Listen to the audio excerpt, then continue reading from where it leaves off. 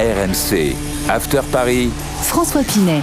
After Paris, épisode 32, à retrouver en podcast sur l'appli RMC, sur toutes les plateformes d'écoute, à retrouver également sur YouTube, bien sûr. Merci à tous de nous regarder. Épisode spécial, Ousmane Dembélé, le Ballon d'Or qui a inscrit un doublé sur la pelouse d'Anfield en quart de finale de Ligue des Champions. On va se poser plein de questions au cours de cette émission. Est-ce qu'il peut légitimement viser un deuxième Ballon d'Or ? Est-ce qu'il vous surprend encore ? Est-ce qu'il a encore de la marge ? À quel niveau vous le situez dans l'histoire du foot ? Est-ce que le PSG doit tout faire pour le conserver la saison prochaine ? Et puis, on va parler évidemment des Bleus et de la Coupe du Monde. Pour répondre à ces questions, Julien Taxis. Salut Julien. Salut François, salut l'After Paris. Jean-Louis Tour était à Anfield, il est avec nous. Salut Jean-Louis. Salut François, salut Julien, salut tout le monde. Très heureux de te retrouver pour cet épisode. Je suis très content d'être là parce que la dernière fois que je suis venu, j'ai quand même fait une brillante analyse en disant que tirer de Chelsea c'était catastrophique pour le PSG parce qu'ils allaient mettre du rythme comme Monaco avait fait. Donc voilà, j'espère sortir une analyse aussi bonne encore aujourd'hui. C'est pour ça qu'on t'a pas rappelé d'ici là. Voilà, on est ravis de te retrouver en tout cas. Pour parler d'Ousmane Dembélé, l'auteur d'Ousmane Dembélé, le virtuose, qui va sortir le 22 avril aux éditions Talent Sport, est avec nous, c'est Nicolas Guetliff. Bonjour Nicolas. Bonjour François, bonjour à tous. Bonjour Nicolas. Salut Nicolas. Alors dans ton livre à paraître, c'est évidemment la trajectoire de ce jeune homme du quartier de la Madeleine à Évreux et jusqu'au Ballon d'Or. On parle de Rennes, on parle du Barça, avec beaucoup de témoignages de ceux qui l'ont côtoyé lors de ce parcours particulier. D'abord Nicolas, une première question. C'est un personnage évidemment à part, Ousmane Dembélé. Et toi, quand tu as écrit ce livre, est-ce que tu t'es dit, en fait, un Ballon d'Or à 28 ans, c'est finalement pas normal, il aurait dû l'avoir avant? Il aurait dû l'avoir avant, je ne sais pas, parce qu'en fait, Ousmane Dembélé, il a cette facilité à se transformer un peu comme un papillon depuis sa chrysalide, et c'est vrai que il a pris du temps, et il a surtout mis du temps à comprendre ce qu'était son métier de footballeur. Lui, il était là sur le terrain pour prendre du plaisir, et voilà, il a fallu une certaine maturité pour qu'il envisage de devenir un grand champion, et ça, je pense que évidemment avec l'âge, ça a facilité la chose, mais je pense qu'il n'était pas programmé pour être Ballon d'Or à 22 ans. Ouais, alors que c'est vrai quand même, on parle de son talent pur quand il a découvert le foot à Évreux, et on le lit dans ce livre. On va parler de tout ça, de cette trajectoire bien sûr d'Ousmane Dembélé. On va revenir quand même sur ce match à Liverpool, qui montre ce nouveau Dembélé. Jean-Louis, il a à nouveau répondu sur le terrain parce qu'il avait été un peu critiqué après le match aller. On a vu d'ailleurs des célébrations qui vont peut-être devenir iconiques s'il y a une nouvelle victoire en Ligue des Champions. Bref, on sent que ce joueur-là, il ne passe pas à côté des matchs 2 fois de suite. Désormais. Ça c'est vrai, tu as raison là-dessus, sur l'efficacité en tout cas, parce que moi je trouve que c'est la grande force du Dembélé nouveau, de ce joueur mature, c'est que il peut ne pas marquer, il sera toujours utile à l'équipe. C'est pas ce genre d'avant-centre qui ne sera jugé que sur ça avait été tout le débat la semaine dernière entre nous, ah oui, Paris. Oui, parce que certains y voyaient un 4 sur 10, d'autres 6 parce qu'il avait été, malgré le manque de réussite, pour moi il avait été très influent au match aller. J'aurais été d'accord avec toi, c'est-à-dire que moi quand c'est comme ça, je pardonne à un attaquant le manque de réussite, parce que il va t'aider dans le jeu. Déjà, il a une position quasiment de meneur de jeu reculé. Ouais. En plus de ça, il déclenche les pressings. C'est le leader offensif, donc il montre la voie, il montre l'exemple à tout le monde. Donc même dans des matchs où il rate un peu, bien sûr, si tant est que ce soit pas la balle de but unique que tu auras dans le match, etc. Hein. On dit ça parce qu'à l'arrivée, le PSG a gagné aussi. Mais je pense qu'il a de quoi sauver ses matchs quand il n'a pas l'efficacité. Et on a eu aussi par contre la version totale où là, tout a bien marché à Liverpool, où il y a vu le travail et l'efficacité en plus. Et en plus, le côté leader, et c'est vrai qu'on en parlait aussi dans ce podcast avant le match contre Liverpool, et puis après le match aller, on a vu des images d'ailleurs du diffuseur Canal+, qui montrait même au cœur de la tempête, quand il y avait les vagues rouges, Dembélé vouloir remobiliser ses hommes. C'était pas forcément inné chez lui. En tout cas, c'est pas l'impression que ça donnait au début de sa carrière. Et là, bon, pour le coup, c'est lui le patron, quoi. Ouais, mais j'ai bien aimé la métaphore du caméléon, de cette chrysalide qui est devenu papillon. Parce c'est plus un papillon qui se transforme. Oui, exactement. Le caméléon, il change de couleur. Mais non, mais c'est vrai que Ousmane Dembélé, l'image que l'on a eue pendant plusieurs années, c'est celle du type sympa dans le vestiaire, marrant, Winchester, tous ces trucs-là. Là. Mais c'est devenu, il est passé du mec sympa au mec influent finalement dans le vestiaire, avec un véritable charisme. On reparle souvent de sa prise de parole après la défaite à Rennes, qui, je pense, a pesé aussi sur le scénario de la saison du Paris Saint-Germain. C'est une vraie métamorphose, une vraie évolution chez Ousmane Dembélé, et il faut que ça continue, y compris en équipe de France avec le PSG et avec les Bleus. Est-ce que on peut dater, Nicolas, cette métamorphose? Est-ce qu'il y a un moment clé peut-être dans sa vie ou dans sa carrière qui permet de dire qu'il a gagné en maturité, qu'il n'est plus seulement le Ousmane Dembélé qui prend du plaisir sur le terrain? Je crois que son arrivée au PSG et puis après le départ de Kylian Mbappé au Real, où là on lui a dit on te donne les clés du camion. Alors au début c'était pas évident du tout, mais Luis Enrique y a cru et voilà son implication n'a fait que grandir et il est devenu un leader. Je ne dirais pas contre nature, mais il y a un moment où il a tilté, il a compris que oui, il devait prendre de la place dans ce vestiaire et pas seulement par des gestes un peu dingues. Et voilà, donc là oui, il a fini par prendre du poids au PSG. Et vous aurez remarqué contre Liverpool, il aurait pu s'écrouler, hein, comme on l'a vu disparaître par le passé avec le Barça, où il tentait 2-3 gestes et puis on ne le voyait plus parce que ça ne marchait pas. C'était très irrégulier au niveau des performances. Mais là, il loupe des occasions au match aller, il loupe une énorme occasion en première mi-temps à Anfield. Et finalement, il marque ses 2 buts en fin de match, ce qui est aussi quelque chose de nouveau depuis quelques mois pour lui. On peut aussi, il y a eu un autre virage aussi dans sa carrière un peu plus tôt. Là évidemment, hein, la succession de Mbappé, c'est ce qui le fait devenir Ballon d'Or vraiment. Mais il y a eu une bascule aussi au Barça, au milieu de sa période au Barça, où là il y a eu prise de conscience sur le travail invisible, sur ce qu'il a dû mettre en place pour vraiment passer en joueur de haut niveau. Je dis ça parce que nous, à l'époque, dans Rotten sans flamme, on avait Mathieu Bonnemer qui intervenait souvent, qui vient d'Évreux aussi, comme Ousmane Dembélé. Ils sont très proches. Dembélé était au jubilé de Mathieu Bonnemer en 2022 par exemple. Et il nous racontait qu'il y avait beaucoup ça, une vraie prise de conscience dans la période barcelonaise, sans laquelle il n'y aurait pas eu toute la suite et le Ballon d'Or. Il s'est entouré d'un préparateur physique et d'un kiné. Il est devenu professionnel. Et puis, ce n'est pas lié au football, mais la naissance de sa fille a fait aussi que il y a eu une résonance dans sa tête aussi. Il devient plus mature quand on devient papa. Et ça, c'était en 2022. Et juste sur le côté leader, il est leader par l'exemple aussi, de par tous les efforts qu'il fournit. Et c'est ça qui fait aussi qu'Ousmane Dembélé, lorsqu'il rate des occasions, on ne peut pas lui enlever ça sur l'ensemble de la double confrontation. Il a énormément pressé. Il y a eu des images qui m'ont rappelé un petit peu la finale de la Ligue des Champions hier sur Mamardashvili. Donc là, c'était pas forcément moi aussi un joueur que je voyais avoir tenir ce rôle de pressing, de mec un petit peu affamé.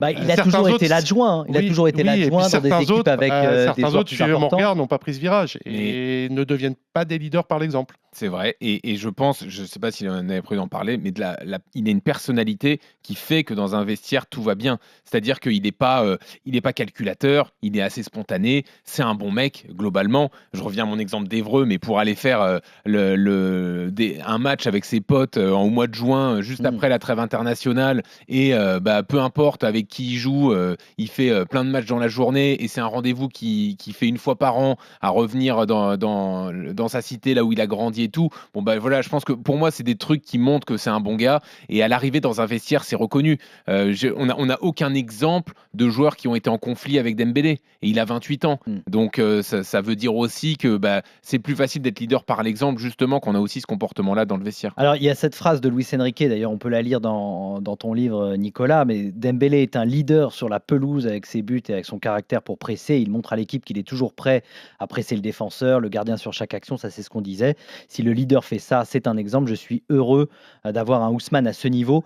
Luis Enrique, il a apporté évidemment beaucoup sur ce rôle-là à Ousmane Dembélé, mais aussi tactiquement. Et ça, j'aimerais bien qu'on en parle un petit peu. Et d'ailleurs, attends, juste sur le rôle et le pressing, Ouais. pour moi, Luis Enrique, la fameuse discussion qu'il a avec Mbappé pour lui dire de J'y courir, pensais. ça n'a jamais fonctionné avec Bien Mbappé, mais c'est tout ce qu'il explique à Mbappé, c'est ce que fait Dembélé depuis. Tu seras un leader, tu seras Michael Jordan quand tu feras les efforts pour les autres. Tout ça, Ouais. ça a marché vrai. sur Dembélé en C'est fait. vrai.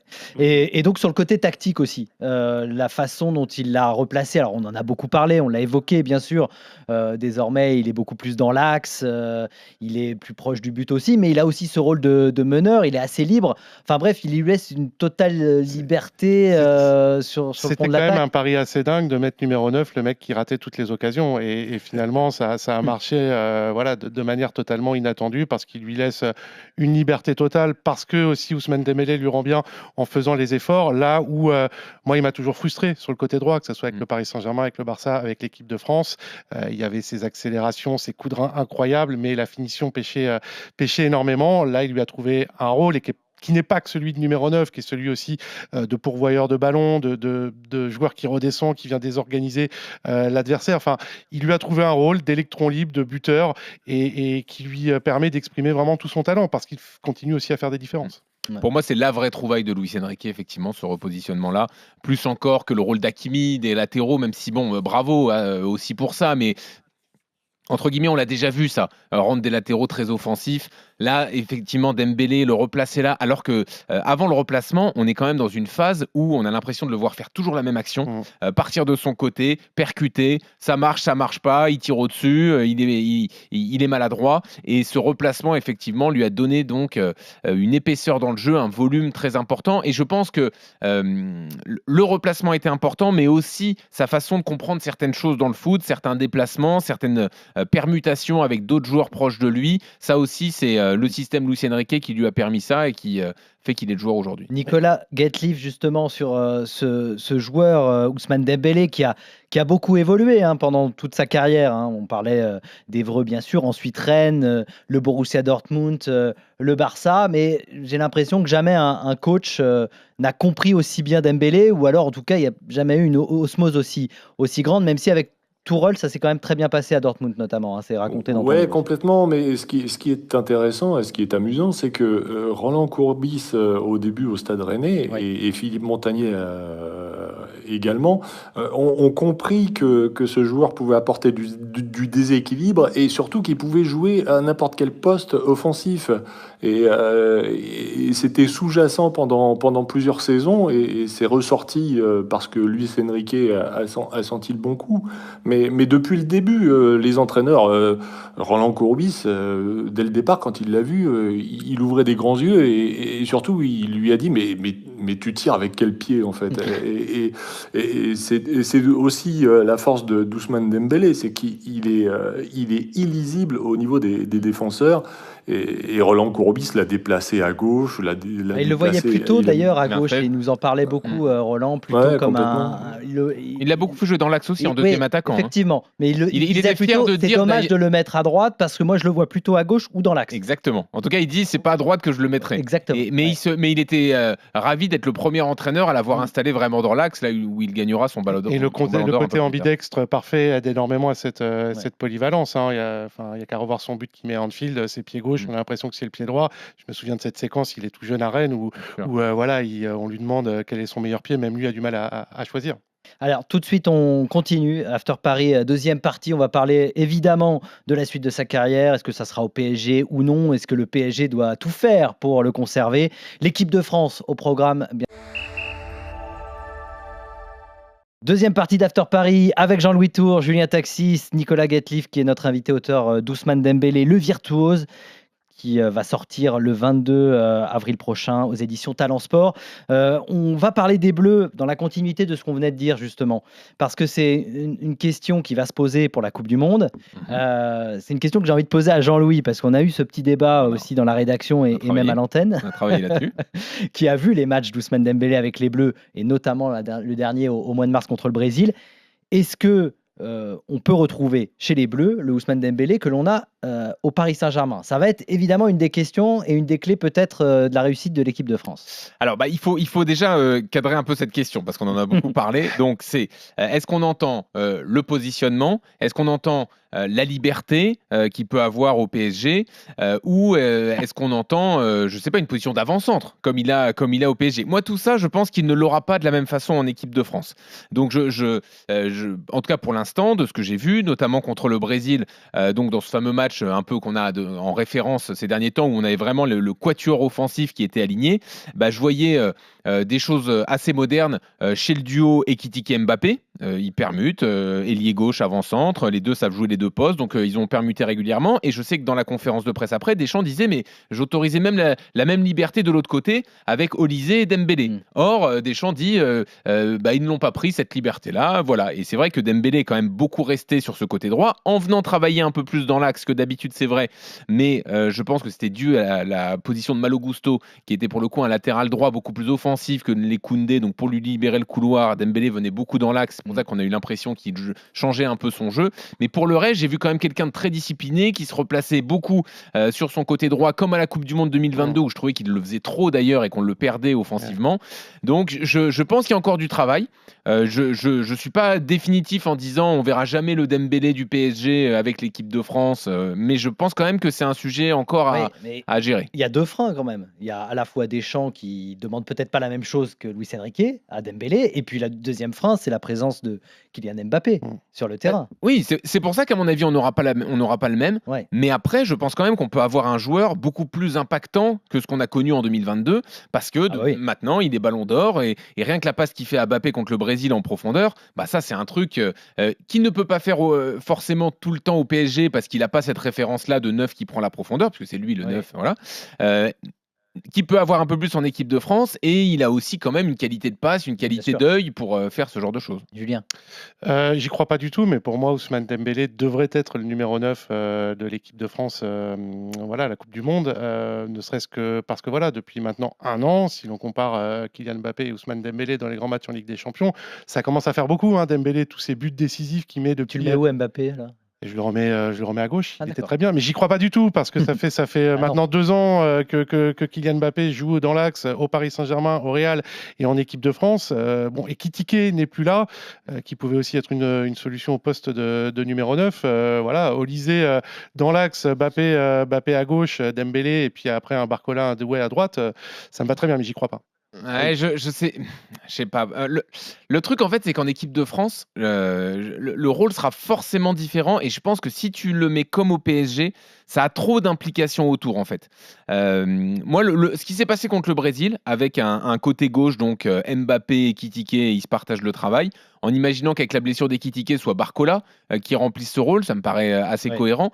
J'ai trouvé que c'était pas mal d'avoir un Dembélé de l'autre côté, qui soit ce milieu de terrain supplémentaire, mais capable de venir parfois au niveau de Tchouaméni ou de Rabiot pour créer le jeu un peu plus. Donc c'est vrai que ça n'a rien à voir avec ce qu'on voit du PSG. Et puis il n'y a pas les mêmes milieux de terrain. Enfin, Rabiot, aussi, voilà, c'est pour ça. Pas Vitinha. Moi honnêtement, j'ai fait le deuil depuis un moment. Je pense que tu as raison, mais moi Dembélé numéro 9. Franchement, depuis un an, c'est le meilleur numéro 9 français dans les grands matchs. Mais je pense qu'il peut être tout aussi énorme en jouant un peu plus bas. Mais là où je te rejoins aussi, c'est que j'ai pas envie de le revoir en mode Matuidi 2018 et l'ailier latéral gauche. Quoi. Alors en plus, il a quand même beaucoup de choses à jouer sur cette Coupe du Monde, parce qu'en équipe de France, il y a eu des déceptions. D'ailleurs, Nicolas Guetliff, dans ton livre, tu écris chez les Bleus qu'il côtoie depuis une décennie pratiquement. Il possède peu de matchs références, pourtant la clé d'une réussite complète sur le plan international. Et donc la Coupe du Monde lui offre cette perspective d'être au niveau des meilleurs. 58 sélections, 7 buts.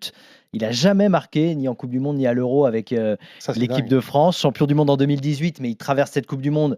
C'est vrai, comme un remplaçant, même s'il débute titulaire contre l'Australie. Et le match contre l'Australie, ça se passe pas bien, et ensuite il ne jouera même pas en demi et en finale. Le France-Angleterre dans les références. C'est vrai. Le match avec Mbappé où il roule sur l'Angleterre. Et en 2022, il est titulaire, mais on se souvient de son match raté contre l'Argentine en finale. Et on se souvient du pénalty concédé parce qu'il joue presque comme un défenseur. Mais c'est vrai que ce match au Stade de France avec Mbappé, c'est la première fois d'ailleurs qu'ils sont associés ensemble. C'est un festival offensif en juin 2017, on s'en souvient. Et Nicolas, tu en parles dans ton livre, mais toi aussi tu es frustré, tu te dis qu'en équipe de France, on doit avoir un autre Ousmane Dembélé? Y a un goût d'inachevé, hein, forcément, mais évidemment, l'avenir nous dira comment ça se passe. Alors déjà, il faut qu'il soit à 100% physiquement après une longue saison. Et puis, je pense qu'il va vouloir, si effectivement il est au top, il doit être piqué dans son amour-propre. Et il y a un moment, il va vouloir prouver sur le terrain qu'il peut apporter quelque chose à l'équipe de France comme il l'apporte au PSG. Donc, moi, j'y crois. Après, effectivement, comme vous en parliez tout à l'heure, c'est compliqué parce que là, il y a embouteillage devant, quoi. Entre Mbappé, Barcola, Olysée, c'est vrai qu'on ne sait plus très bien où le placer. Mais je me dis aussi qu'avec son statut de Ballon d'Or,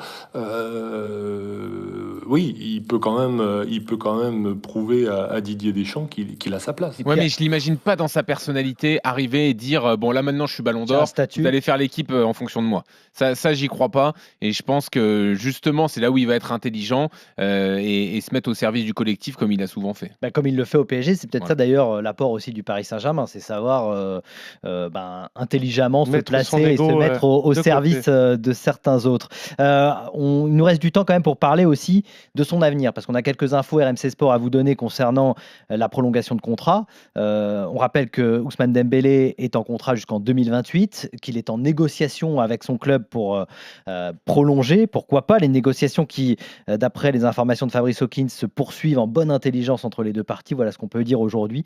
Ça peut prendre du temps, mais les deux camps restent sereins. Le joueur est évidemment très apprécié au club. Les dirigeants sont satisfaits de ce qu'il apporte sur le terrain et en dehors du terrain. Donc, visiblement, il y a une volonté du PSG pour le garder. Dembélé, il aimerait bien continuer. On sait aussi qu'il a un salaire le plus important de la Ligue 1 et le plus important du vestiaire, 1,5 million d'euros bruts mensuels. Il y a une grosse revalorisation qui a été demandée par ses agents, évidemment, suite notamment à son Ballon d'Or. Mais au PSG, on sait aussi que maintenant, on fait attention à l'équilibre du vestiaire à ce niveau-là. Est-ce qu'il faut très clairement tout faire pour le garder quand on voit les performances à nouveau de Dembélé comme cette semaine face à Liverpool? Pour moi, ça doit être la priorité absolue. De tout faire pour le garder. Alors, j'ai bien en tête les contraintes, le salary cap, il ne faut plus faire n'importe quoi, etc. Sauf que là, c'est un cas exceptionnel. C'est-à-dire que l'apport sur le terrain, ça fait 20 minutes qu'on en parle. L'importance du joueur dans le vestiaire, on en a parlé également. Et la force du symbole. C'est le premier Ballon d'Or remporté après une victoire en Ligue des Champions du PSG. Donc, Ballon d'Or gagné avec le maillot du PSG, c'est pas rien. Pour moi, il va finir capitaine du PSG.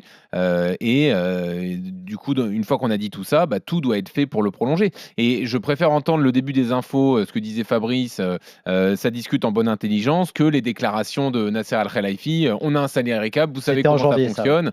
Sous-entendu, on bougera pas, on fera pas d'efforts. Voilà. Tout faire. Et à son âge aussi, j'ajoute aussi l'âge qui est important. Je sais que Julien, on fait souvent ce podcast ensemble, After Paris.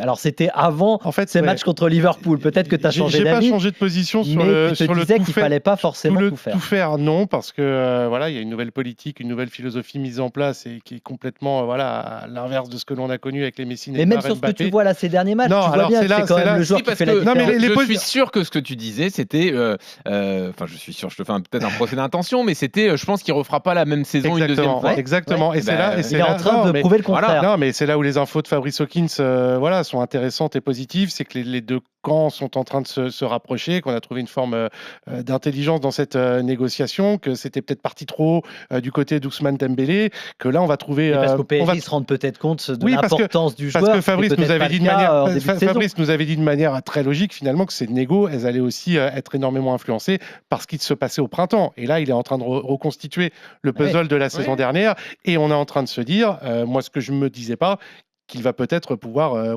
rééditer cette saison-là. Moi, j'étais plus sur, on a vu le prime d'Ousmane Dembélé, et force est de constater que non. Et c'est là où tu te trompes beaucoup quand même. Sur Ousmane Dembélé, oui, et c'est là où il est bluffant, et c'est là où je l'apprécie énormément, c'est qu'il me donne tort assez souvent. Et c'est vrai que Nicolas, et j'imagine que c'est pour ça que tu as souhaité écrire ce livre aussi, c'est parce qu'il est déroutant en fait, ce Ousmane Dembélé pour beaucoup. Il est déroutant et donc ça en fait un joueur unique et je reste persuadé que tant que Luis Enrique sera sur le banc du PSG, il fera tout pour garder Ousmane Dembélé. Je pense que c'est... Voilà, bon, après, ça peut chapeauter sur d'autres critères, mais je pense que là, l'entraîneur espagnol fera tout pour garder son joyau et qu'il persuadera ses dirigeants de mettre le paquet pour le conserver. Bon, alors j'ai vu dans ton livre, Nicolas, qu'il y avait un petit quiz à la fin. Donc moi, ça m'a donné une idée. Quiz Dembélé. C'est ce qu'on aime. 3 petites questions très rapides. Nicolas, tu joues pas parce que c'est toi qui connais les réponses. C'est entre Julien et Jean-Louis que ça se joue. Quelle est l'indemnité estimée pour le transfert d'Ousmane Dembélé en août 2023 du Barça au Paris Saint-Germain? 50 millions. 50 millions, il est le plus rapide. Julien Taxis, bravo. Lors de la campagne en Ligue des Champions, la dernière triomphale, bien sûr, saison 2024-2025, Ousmane Dembélé a inscrit 8 buts. Mais contre quel club il a marqué le tout premier? Souvenez-vous. Brest? Non, avant. Un match déclic. Mais oui, City. City. Oui. Voilà, ça fait 2 points pour Julien. Il y a une 3e question si vous voulez. Oui. Un peu plus people. Après la victoire en Ligue des Champions contre l'Inter, tu y étais. Tu n'as aucune excuse, Jean-Louis, à Munich. Ouais. La petite fille d'Ousmane Dembélé le rejoint sur la pelouse. Elle a un maillot floqué dans le dos. Et qu'est-ce qu'il y a marqué dessus? J'en ai aucune idée. J'ai Ça, c'est 3 pour Jean-Louis. propositions, si tu veux. Bah vas-y, ouais. Dembouz, Bravo ou Papa? Dembouz? Non. Papa. Nicolas? Papa? Et Papa, évidemment. Ouais. Mais tu étais où? Ah oui. T'as commenté le match, non? J'étais à l'antenne. Je travaillais, voilà. Ouais, c'est vrai. Bon, voilà. Donc, vous pouvez lire le livre de Nicolas Guetliff. Et il y a plein d'autres questions comme ça à la fin du livre, un petit quiz. Merci beaucoup, Nicolas. Merci beaucoup, merci à vous. Merci, Ousmane Nicolas. Dembélé, le virtuose aux éditions Talent Sport, sorti le 22 avril. Pour bien sûr tout connaître du parcours de ce Ousmane Dembélé dont on n'a pas fini de parler dans After Paris. Tu reviendras, Jean-Louis? Bien sûr, avec plaisir. Merci en tout cas d'être passé. Et puis Julien, à bientôt aussi dans semaine. After Paris. Pensez à vous abonner, à liker, à partager, à commenter ce podcast. Et puis la semaine prochaine, soyez au rendez-vous parce que ça sera juste avant un certain PSG Bayern. Donc je pense qu'il y aura pas mal de choses à raconter. Donc soyez là, soyez au rendez-vous d'After Paris la semaine prochaine, à ne pas rater. À bientôt. Salut. RMC After Paris.